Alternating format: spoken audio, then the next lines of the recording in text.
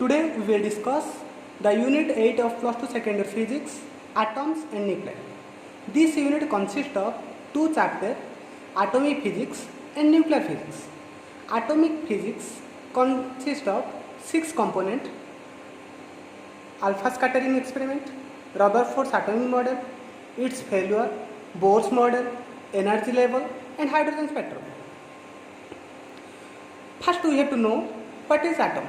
In previous classes we know what is atom, about atomic structure. Now we will briefly discuss what is atom. Atom is the smallest particle of every element. According to John Dalton, atom is indivisible part of an element.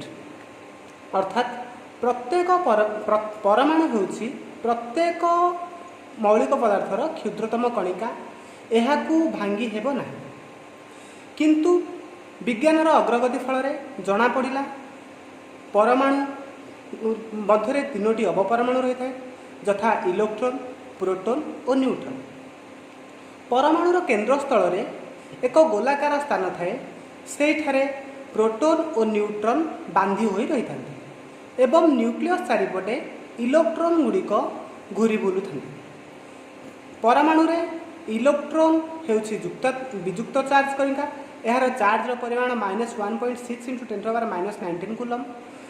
Proton हेउछि युक्तात्मक charge कणिका, यार charge हेउछि +1.6 × 10⁻⁻19 coulomb. और neutron हेउछि charge विहीन कणिका। प्रथमे परमाणु पर तत्व प्रदान करथिले Thompson. Thompson कौन कहिथिले? According to Thomson, a atom is a sphere of positive charge and electrons are embedded in it. अर्थात प्रत्येक परमाणु हेउछि गोटे युक्तात्मक चार्ज रो गोलक, एथिरे इलेक्ट्रॉन गुड़िक खचित होइथांती, जेपरि गोटे केक रे चेरी गुड़िक लागिथांती। तेणु एही मॉडल को अन्य नाम रे पम्प पुडिंग मॉडल बोली कुहाଯାଏ। थॉमसन को परमाणु तत्व पर रदरफोर्ड को परमाणु तत्व आसला। रदरफोर्ड को परमाणु तत्व रदरफोर्ड्स अल्फा स्कैटरिंग एक्सपेरिमेंट उपरे पर्यवेसित थिला। अल्फा स्कैटरिंग एक्सपेरिमेंट कौन? रदरफोर्ड गोटे सुनापातिया नेथिले, सुनापातिया उपरे अल्फा रश्मि को निक्षेप कले। अल्फा रश्मि हेउछि दुई युक्तात्मक चार्ज विशिष्ट हीलियम कणिका। अल्फा रे हेउछि दुई युक्तात्मक चार्ज विशिष्ट हीलियम कणिका। एठारे अल्फा रे को सुनापातिया उपरे निक्षेप करिवा द्वारा प्राय अल्फा रे गुड़िक सुनापातिया दे अतिक्रम करि चली गला। अर्थात सुनापातियार अधिकांश स्थान खाली स्थान थी, किंतु किछि अल्फा रे विक्षेपित होई दूर को चली गला। अर्थात मध्य भाग रे गोटे पॉजिटिव चार्ज कणिका थिला, जहा ताको विक्षेप करथिला एवं बहुत कम परिमाणर अल्फा रे जेउ दिगरु आसीथिला सही दिग को प्रत्यावर्तित होइथिला। अर्थात मध्य भाग रे न्यूक्लियस रो मध्य भाग को जाई बाजिथिबा रश्मि गुड़िक सीधा सड़क विक्षेपित होइथिला। एही परीक्षण को नहीं रदरफोर्ड तांको परमाणु तत्व वर्णना करथिले। रदरफोर्ड्स को एटॉमिक मॉडल अनुसार पोस्टुलेट गुड़िक हैला: an atom consist of equal number of positive and negative charges, so atom is electrically neutral. अर्थात प्रत्येक परमाणु रे समान संख्यक युक्तात्मक चार्ज कणिका अर्थात प्रोटॉन रही है, प्रोटॉन और इलेक्ट्रॉन रही है। तेणु परमाणुटी चार्ज विहीन। फॉर एग्जांपल धरिनियो गोटे बेरिलियम परमाणु, बेरिलियम रो एटॉमिक नंबर 4, तेणु ताहार परमाणु रे थिबा युक्तात्मक चार्ज कणिका अर्थात प्रोटॉन संख्या 4 एवं इलेक्ट्रॉन संख्या 4। जेहेतु प्रोटॉन और इलेक्ट्रॉन रो संख्या समान हैला, तेणु बेरिलियम परमाणुटी चार्ज विहीन। द्वितीय तत्व हैला परमाणु, the whole positive charge and mass of an atom concentrated in a small region called nucleus. परमाणुर केंद्र स्थल रे परमाणुर समस्त युक्तात्मक चार्ज कणिका और मुख्यतः वस्तुत्व केंद्रित हो रही है ताहार नाम है न्यूक्लियस। एठारे देख परमाणुर केंद्र स्थल रे न्यूट्रन और प्रोटॉन गुड़िक परस्पर सहित बांधि हो रही।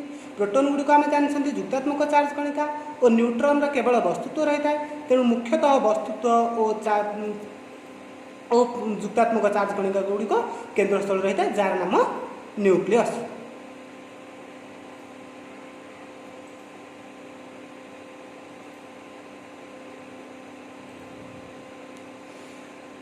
Third point, the negatively charged electrons are revolved around nucleus in a circular orbit. परमाणुर न्यूक्लियस चारिपटे इलेक्ट्रॉन गुड़िक विभिन्न कक्षपथरे घूरुथंती। जेपरि देख प्रथम ऑर्बिट रे दुईटी इलेक्ट्रॉन घूरुछंती और द्वितीय ऑर्बिट रे दुईटी इलेक्ट्रॉन घूरी बुलुछंती। Fourth postulate is the electrostatic force of attraction between nucleus and electron is equal to necessary centripetal force. आमे जानिछंती जे दुईटी चार्जित वस्तु भितरे थिबा बल को इलेक्ट्रोस्टैटिक फोर्स कहा जाए एवं गोटिए वस्तु जेते बेले वृत्ताकार पथरे घुरुथाए ता पाखरे थिबा बल को सेंट्रिपिटल फोर्स कहा जाए। जेहेतु न्यूक्लियस और इलेक्ट्रॉन दुईटी चार्जित कणिका न्यूक्लियस भितर प्रोटॉन रही तेणु यह पॉजिटिव चार्ज इलेक्ट्रॉन पाखरे नेगेटिव चार्ज रही तेणु यह गोटे वियुक्त चार्ज कणिका। इलेक्ट्रॉन और न्यूक्लियस उभय चार्जित वस्तु थिबारु विपरीत चार्ज थिबारु एमाने परस्पर को आकर्षण करती एवं इलेक्ट्रॉन गुड़िक कक्ष विभिन्न कक्षपथरे वृत्ताकार पथरे घूरुथिबारु सेमानक इलेक्ट्रॉन पाखरे थाए सेंट्रिपिटल फोर्स। सदा सर्वदा परमाणु पाखरे इलेक्ट्रॉन पाखरे थिबा सेंट्रिपिटल फोर्स सेमानक इलेक्ट्रॉन और न्यूक्लियस भितर थिबा इलेक्ट्रोस्टैटिक फोर्स ऑफ अट्रैक्शन सहित समान। फॉर एग्जांपल धरि नियो दुईटी छुआ घूरी बुलुचंदी suppose one is FC and another is FE.